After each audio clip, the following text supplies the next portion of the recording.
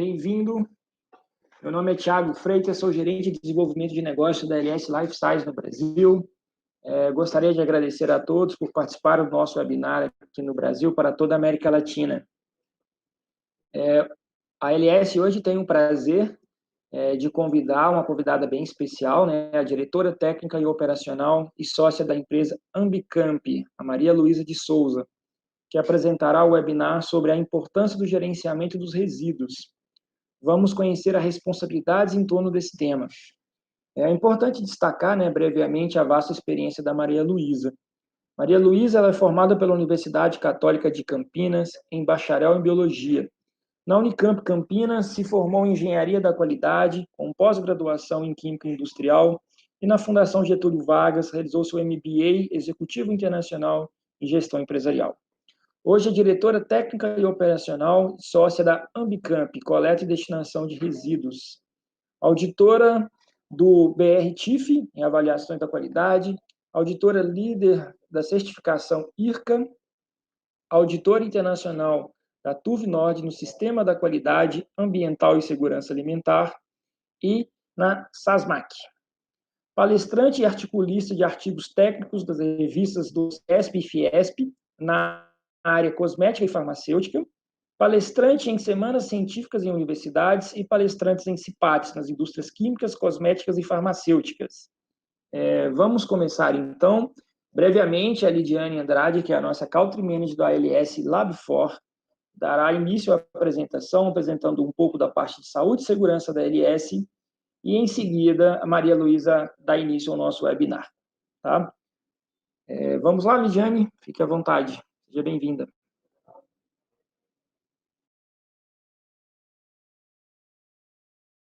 Gerente da unidade Farma, e gostaria de iniciar essa apresentação de acordo com a cultura ALS, onde a segurança é uma prioridade. É importante destacar que todos os nossos laboratórios trabalham sob rigorosos protocolos de segurança que incluem uso de máscaras faciais, constante processo de limpeza e desinfecção das mãos e das áreas, distanciamento social e a utilização de um app desenvolvido pela nossa equipe para monitorar a segurança de todo o nosso pessoal operacional e daqueles que trabalham em home office. A ALS é uma empresa líder em laboratórios de análise, inspeção e certificação. Estamos presentes em mais de 65 países ao redor do mundo, com aproximadamente 350 locais com diferentes ramos de negócios ou serviços. Temos mais de 15 mil funcionários com alta competência técnica. Todos os nossos laboratórios trabalham sobre rígidas diretrizes de qualidade, baseadas na norma ISO 17025 ou BPL, pela NIT DICLA 35. A ALS está no mercado há muitos anos, atendendo às demandas analíticas das indústrias parceiras. Um pouquinho de história. A ALS foi fundada na Austrália em 1863 e a sua presença na América Latina começou há aproximadamente 20 anos, com um laboratório de serviços de análises ambientais no México. 10 anos depois, a ALS já estava posicionada em vários países da América Latina, Argentina, Peru, Brasil e Equador. A partir de 2018, a ALS aumentou a sua presença na América Latina com uma nova linha de negócios, adquirindo 2 laboratórios farmacêuticos, primeiro um no Brasil, o Lab4, e outro no México, a ARJ. A ALS é muito clara sobre seus valores e visão ao fornecer os seus serviços. Acreditamos em nossa capacidade, desenvolvemos a nossa equipe, temos segurança como prioridade e trabalhamos para a melhoria contínua, com honestidade e integridade. Esses são os nossos pilares, dos quais oferecemos aos nossos clientes uma proposta que tem como foco a ciência, o atendimento e a confiabilidade. E é com esse compromisso que trazemos mais um webinar até todos vocês. Maria Luísa, muito obrigada pela sua disponibilidade. A palavra é sua para iniciar a sua apresentação.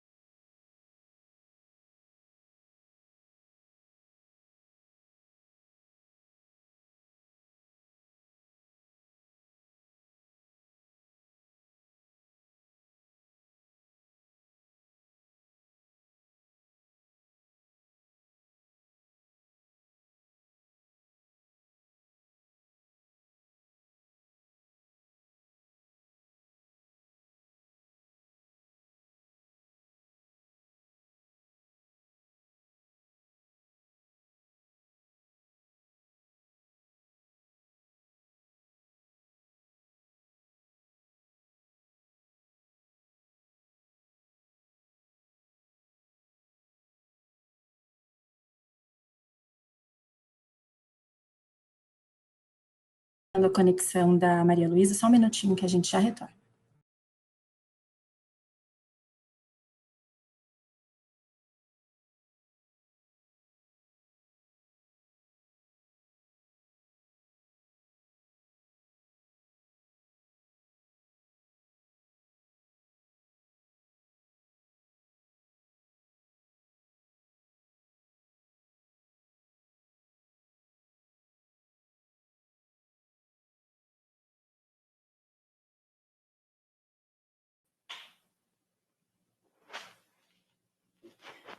Boa tarde a todos.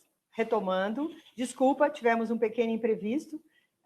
Vamos retomar a nossa apresentação falando do...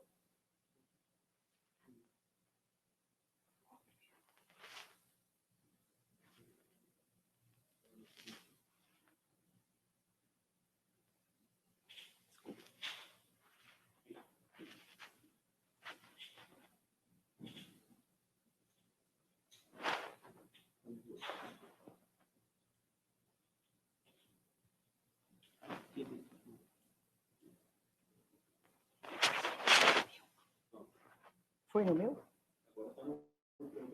Mas eu vou falar 7. Pode ir no meu? Mas em qual? Nesse? Esse começa por gerenciamento. Esse é o meu. Boa tarde a todos. Desculpa, tivemos um pequeno imprevisto, voltando a falar sobre o gerenciamento dos resíduos. A geração dos resíduos na empresa, ela é de total responsabilidade da área de gestão, o departamento que possa identificar, normalmente o departamento, a área ambiental da empresa, que possa identificar os resíduos e assim fazer as destinações adequadas.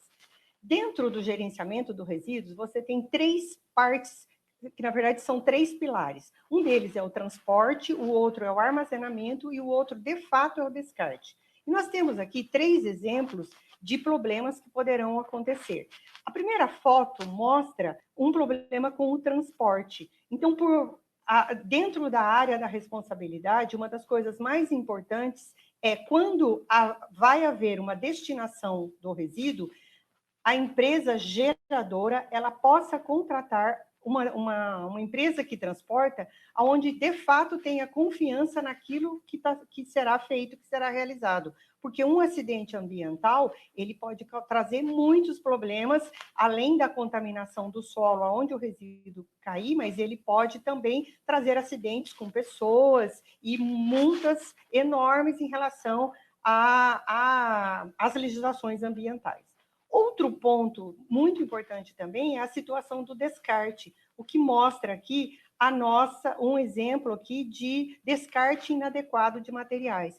Então, quando um gerador contrata uma empresa para fazer a destinação final, ele tem que assegurar que ele está contratando uma empresa que é licenciada para isso, que tenha responsabilidade ambiental e que possa, de fato, destinar os resíduos conforme as legislações recomendam. Então, vocês veem aqui uma destinação totalmente inadequada de material. Esse material é um material hospitalar que está a céu aberto, numa situação totalmente irregular. Não menos importante é o armazenamento. E a gente tem aqui um lamentável exemplo da explosão que teve em Beirute, do nitrato de amônia que estava armazenado de forma inadequada. Claro que por longa data, enfim, uma série de pontos que levaram a um acidente ambiental e que pôde causar transtornos enormes, com mortes e, enfim, uma série de problemas que puderam acontecer e não tiveram como fazer, tá? Nós temos legislações específicas para o gerenciamento dos resíduos, e a gente tem uma que está sobre o guarda-chuva da Anvisa, né, do Ministério da Saúde, que é a RDC 222 de 2018, e temos uma que está sobre o guarda-chuva do Ministério do Meio Ambiente, que é um CONAMA 358 de 2005. Na verdade, ambas são harmônicas, citam exatamente os mesmos pontos, só que uma, por ser do Ministério da Saúde, ela é muito mais voltada para a área de serviço de saúde, onde ela envolve atividades que possam gerar resíduos e que estão diretamente relacionadas ou à saúde humana ou à saúde animal.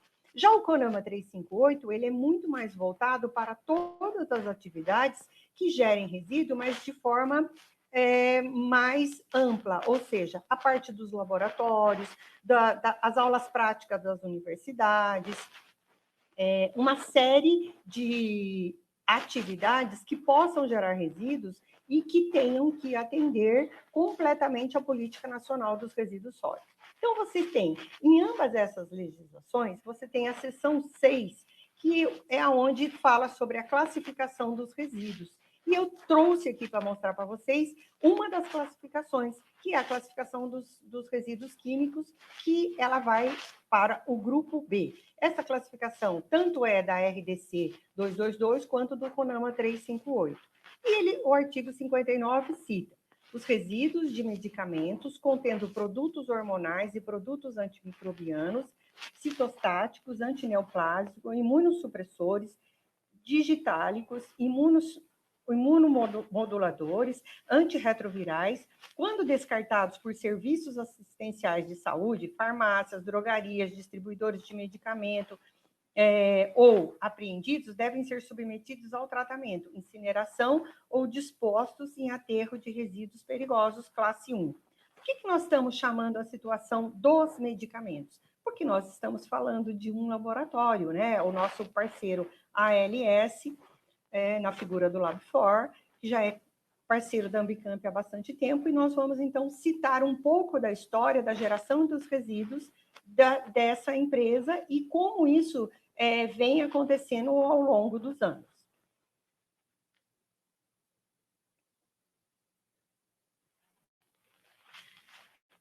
Vou mostrar também para vocês uma estatística muito importante, que ela normalmente divulgada pela CETESB, que é a Companhia do Meio Ambiente do Estado de São Paulo, e ela divulga todos os anos, mais ou menos em novembro, dezembro, um relatório sobre as áreas contaminadas no estado de São Paulo. Então, vocês observem que eu pus aqui uma pirâmide que ela está em ordem decrescente, né? Ou seja, de 2016, a gente vem de 5.662 áreas contaminadas. Áreas contaminadas, neste relatório da CETESB, ela também mostra algumas já as providências que estão sendo tomadas pelas instituições em relação à recuperação das áreas. Às vezes isso já está acontecendo e às vezes não. Nesse relatório tem claramente explicitado essa condição. As áreas contaminadas, elas têm uma participação muito grande, depois eu vou mostrar para vocês, mas ela tem uma participação muito grande pelos postos de combustível. Mas as indústrias vêm ali também, logo na sequência, que são os grandes responsáveis pela contaminação das áreas, por conta da disposição dos resíduos em local inadequado. Então, de 2016 para 2017, teve um aumento, né? Você pulou de 5.600 para 5.900. Em 2018, nós já tivemos 6.100 praticamente, e em 2019, 6.285. É uma quantidade muito grande de áreas contaminadas, mas, ao mesmo tempo, se olharmos com bons olhos para essa questão, a gente pode ver que, uma vez identificada a contaminação, essa mesma contaminação, ela começa a ser monitorada e essa área começa a ser recuperada. É claro que demora muito tempo, mas isso é uma coisa que é progressivo. Então, com a fiscalização da CETESB e de outros órgãos fiscalizadores, como a Vigilância Sanitária, enfim, você tem uma condição muito melhor das empresas em relação a entender o seu verdadeiro papel na questão do gerenciamento dos resíduos.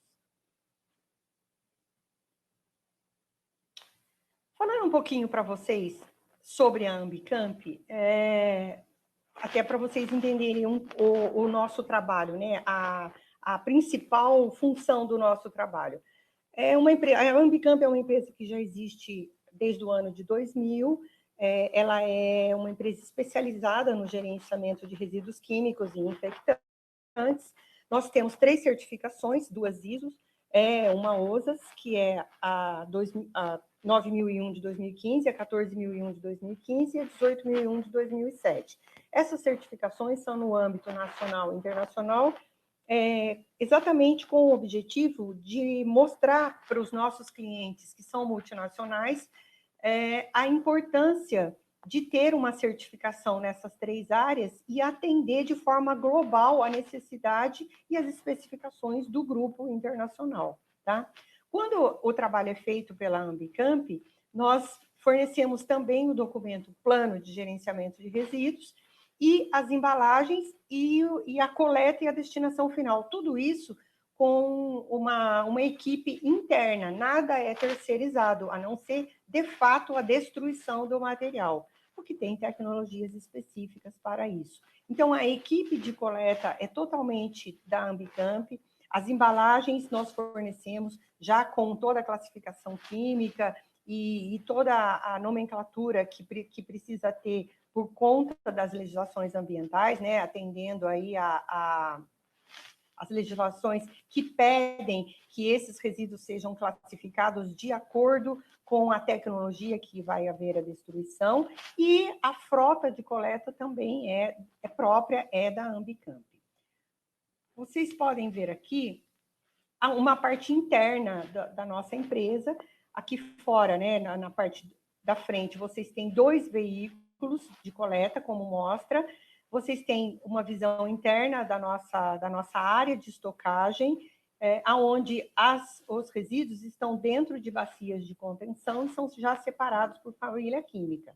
Essa área nós chamamos de centro de triagem, que é onde os resíduos são armazenados temporariamente. O temporariamente significa até 72 horas, mais ou menos, e depois, com toda a segurança, ele vai para o destinador final, que pode ter várias tecnologias, depende do resíduo e depende da recomendação das legislações ambientais. Então, nós trabalhamos com as tecnologias de incineração, a tecnologia de coprocessamento e a tecnologia de aterro classe 1 para produtos perigosos, que são produtos específicos que não podem se enquadrar nem na categoria de incineração e nem na categoria de coprocessamento.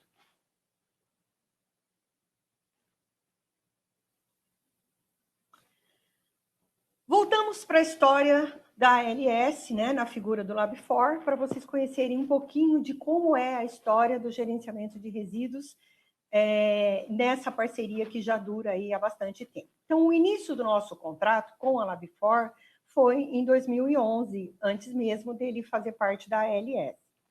Nesse momento, quando houve a primeira contratação do nosso trabalho, tínhamos uma previsão de geração de 300 quilos no ano.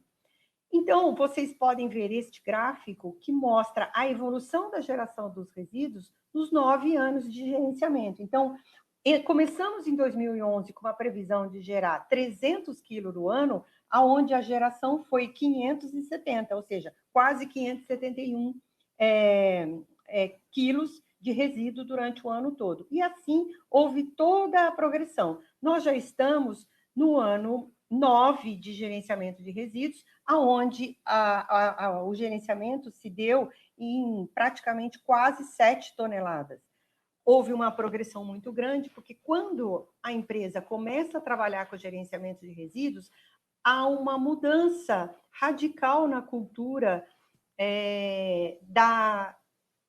do entrosamento das pessoas dentro da empresa e da cultura de preservação ambiental. Então, todas as pessoas, elas começam a ficar engajadas de tal forma que, quando eles executam uma atividade, eles já olham para aquilo e já percebem a geração do resíduo e eles mesmos acabam falando, bom, isso é um resíduo que precisa ser destinado, isso é um resíduo que se enquadra na categoria X ou Y, isso é um resíduo que não pode ser disposto na coleta pública, e assim por diante. Então, é muito natural que, ao longo dos anos, a quantidade do resíduo gerenciado, geralmente ela aumenta, por causa do aumento também da conscientização. Então, dentro da empresa, praticamente todo o resíduo gerado em todas as áreas, ele passa a ter um olhar crítico em relação à necessidade da destinação adequada.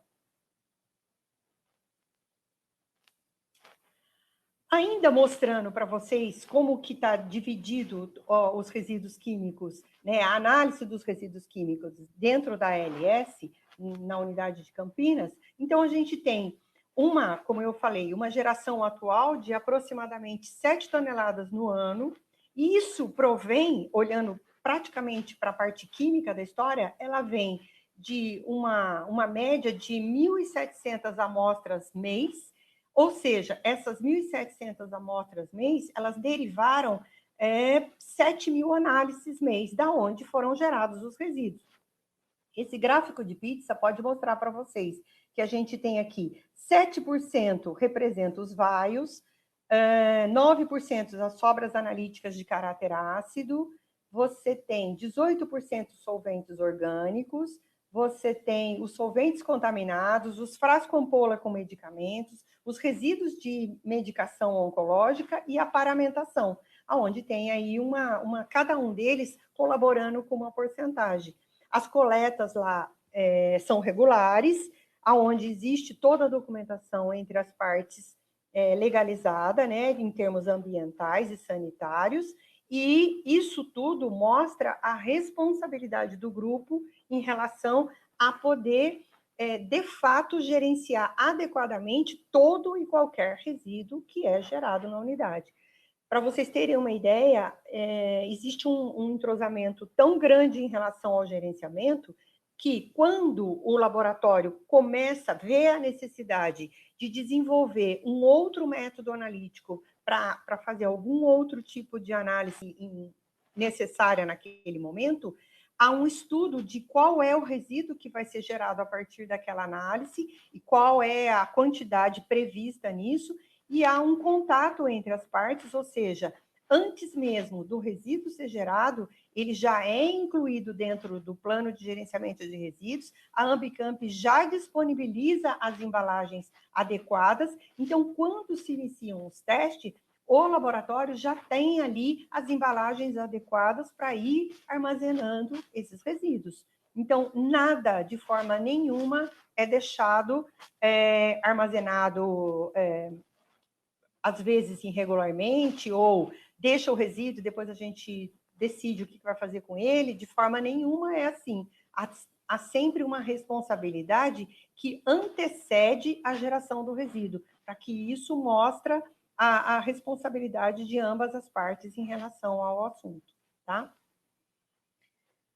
Aqui eu mostro para vocês, né, a parceria que se completa em relação aos resíduos e em relação à prestação do trabalho. Nós já estamos há 9 anos juntos e esperamos que essa parceria possa se estender para outras unidades do grupo e que os clientes da ALS, né, possam entender o quão importante isso é. Isto é, quando se contrata um prestador de serviço nesta área, né, analítica, e o quanto isso representa em relação à segurança de que aquela amostra que o cliente mandou para ser analisada, ela é adequadamente destinada dentro da confiabilidade que se precisa manter em relação à composição do material, em relação a segurança biológica daquele material, a segurança química daquele material,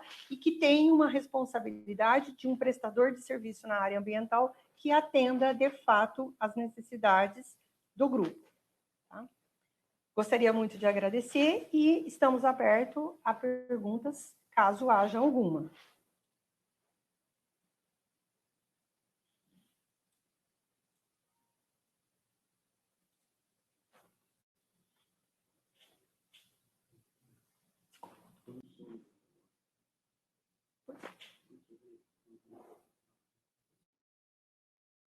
Oi, Maria Luísa, muito obrigado pela apresentação. É um prazer ouvi-la e reconhecemos aí o seu amplo conhecimento e experiência conseguiu nos transmitir os seus conhecimentos de maneira agradável, sem perder o rigor científico necessário. Recebemos aqui algumas perguntas, veremos a possibilidade de respondê-las todas. Aquelas que a gente não conseguir responder devido à restrição do tempo, a nossa equipe irá comunicar com vocês por outros canais, tá? Maria Luísa, a primeira pergunta que foi levantada aqui, sobre a legislação citadas, poderia esclarecer sobre a necessidade de autorização ambiental para a movimentação dos resíduos, o CADRE?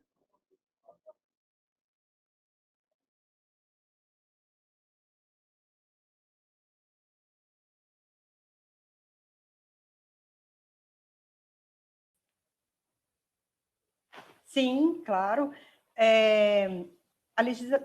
Não foi citado, mas dentre as legislações ambientais cabíveis, além de todo o licenciamento ambiental, todo gerador de resíduo ele precisa de uma autorização ambiental para que esse resíduo seja movimentado, ou seja, sai do gerador e vai para o destinador final. Ele pode passar por um gerenciador, que é o caso da Ambicamp, ou não, ele pode ir diretamente.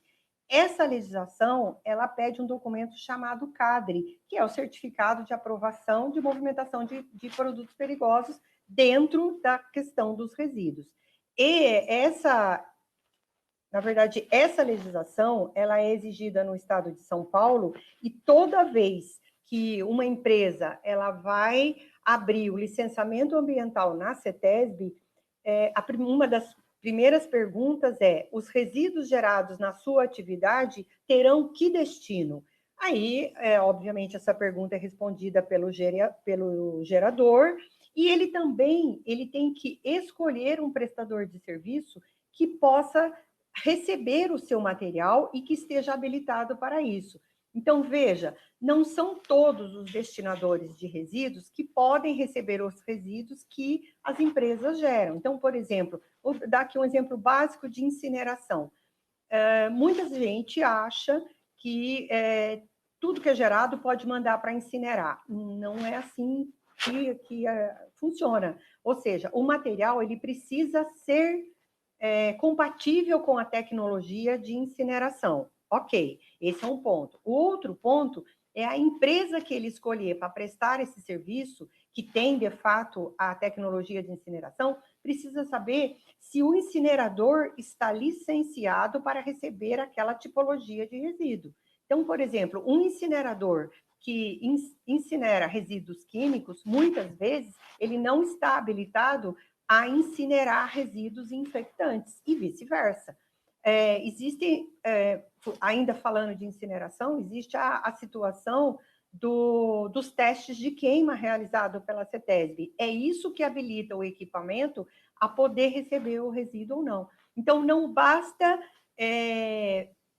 entender que tem que destinar o resíduo adequadamente. A escolha da empresa que vai fazer isso e a análise do licenciamento dessa empresa é um ponto fundamental para que, de fato, haja a autorização da CETESB em relação ao envio e ao recebimento do material.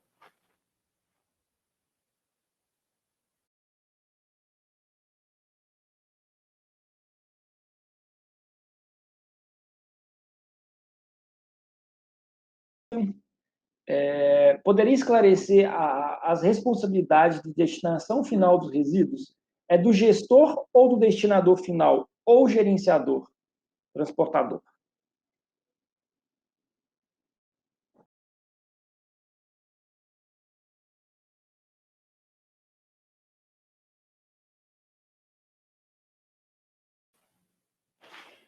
Então, a geração do resíduo, ela sempre é de responsabilidade do gerador.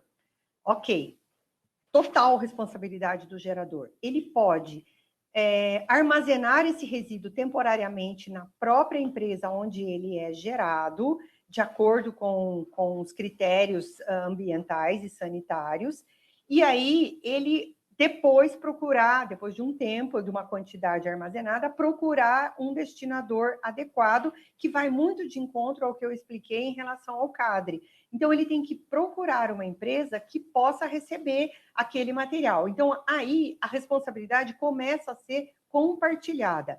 Existem muitas empresas que oferecem essa prestação de serviço de destinação de resíduos, mas ela não é habilitada legalmente para isso. Então, a responsabilidade fica ainda maior do gerador em ter que escolher e qualificar um fornecedor para essa situação de destinação final. E também, como eu falei no primeiro slide, em relação ao transporte, também é muito importante, porque a responsabilidade do transporte também é do gerador. Ele tem que escolher uma empresa que esteja habilitada a fazer esse transporte adequadamente. Porque se houver um acidente durante o percurso, a responsabilidade continua sendo do gerador.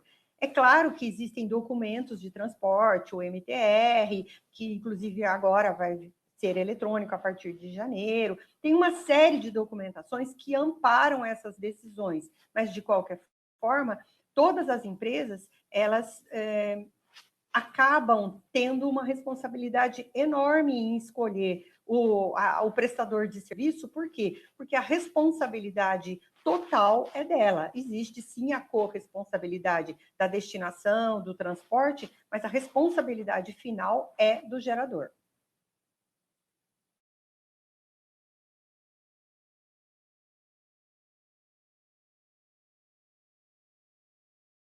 Pergunta.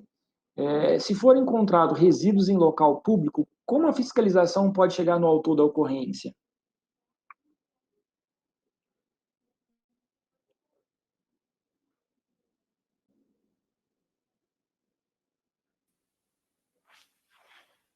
Essas coisas são muito fáceis, né? Pistas sempre são deixadas. Tem inúmeros casos aí de ação que acha resíduo em local inadequado, até aquela segunda foto que eu mostrei do resíduo farmacêutico a céu aberto. Enfim, a gente pode ver na televisão, sempre tem reportagens falando que foi encontrado resíduos em lugares na beira do rio, na beirada das estradas, em terrenos baldios, enfim.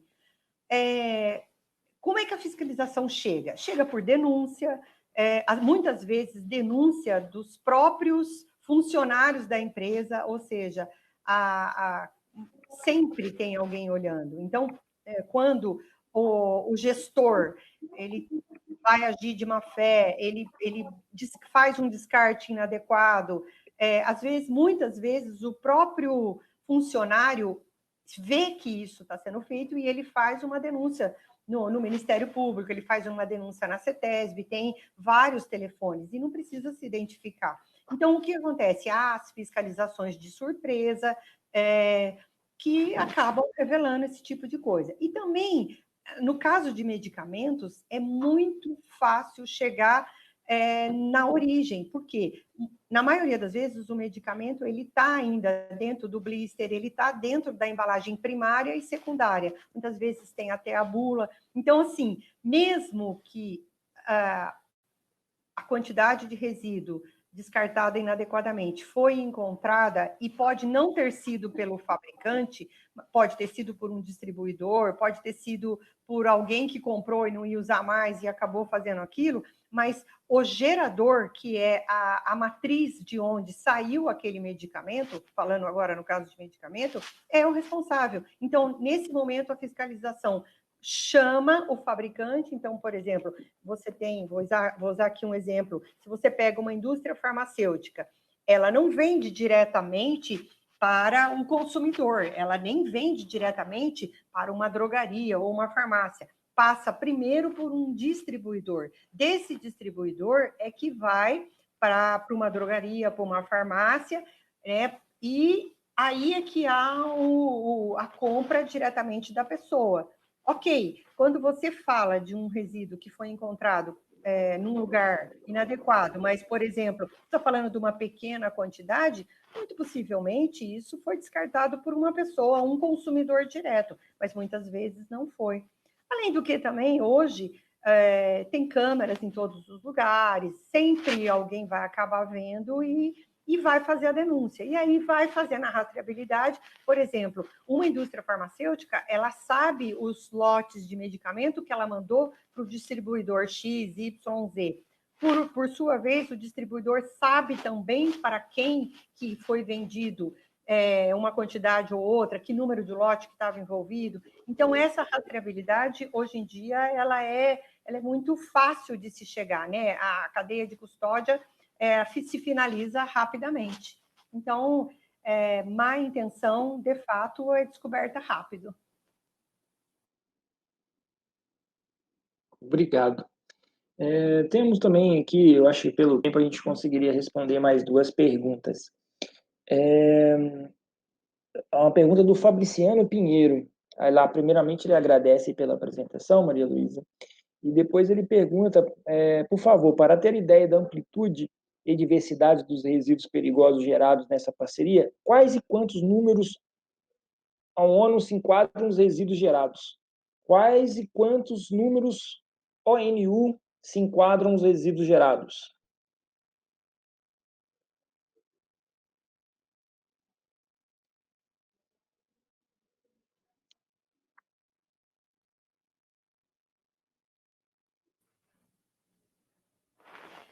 Então, em relação à parceria que eu mostrei, nós temos 2 números ONUs envolvidos aqui, o 3077 e o 3082. Ok. E mais uma pergunta do Cleiton Lima. Boa tarde. No estado de São Paulo, para a disposição final de resíduos classe 2A e B, conforme a NBR 10.004, são passíveis de licença CADRE? Sim, são passíveis. Qualquer movimentação, ela é passivo, sim, de ter que ter a emissão do CADRE. Não existe no estado de São Paulo a movimentação de resíduos incluídos nessa categoria, né, que estão dentro da ABNT 10.004, que não tenha CADRE. Então, você pode olhar, por exemplo, para resíduos do tipo sucata eletrônica, lâmpadas de LED. Existem algumas regulamentações, por exemplo, pilhas e baterias, algumas regulamentações específicas para esse material que, dependendo da quantidade, dependendo da destinação, da tecnologia de destinação, às vezes é isento do CADRE, mas, fora isso, tudo, de fato, precisa do CADRE, sim. Até para exemplificar, para você ter uma ideia, a Ambicamp, ela atende, ela é voltada, especializada para o pequeno gerador, embora ela possa atender o médio e o grande também, mas ela é especializada para o pequeno gerador. A gente atende os resíduos de uma cadeira de dentista, ou seja, num consultório odontológico, onde tem apenas uma cadeira de atendimento, ali é gerado resíduo e a Ambicamp atende. E aí vai até as grandes farmacêuticas, ou indústria de cosméticos, todos os laboratórios. A Ambicamp atende a Polícia Científica do Estado de São Paulo, todas as unidades, e as unidades também do Instituto Adolfo Lutz. Então, o resíduo ele ganha uma dimensão muito grande de importância legal, não importa a quantidade gerada. O que mais importa é as legislações serem atendidas.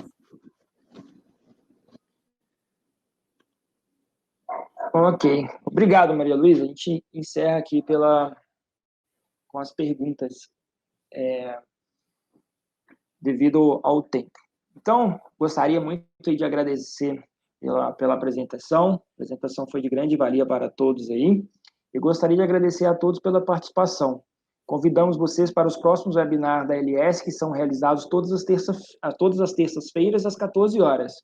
E é importante também lembrá-los que às quartas-feiras temos também um webinar da LS na América do Norte, um webinar em inglês. Um tema também muito importante para o nosso segmento. Vocês podem acessá-los visitando a nossa página no LinkedIn da LS Life Science. Muito obrigado a todos novamente. Muito obrigado, Maria Luísa. Foi um prazer. E tenham todos aí uma excelente semana e nos encontramos em breve. Muito obrigado. Eu é que agradeço a todos. Foi um prazer.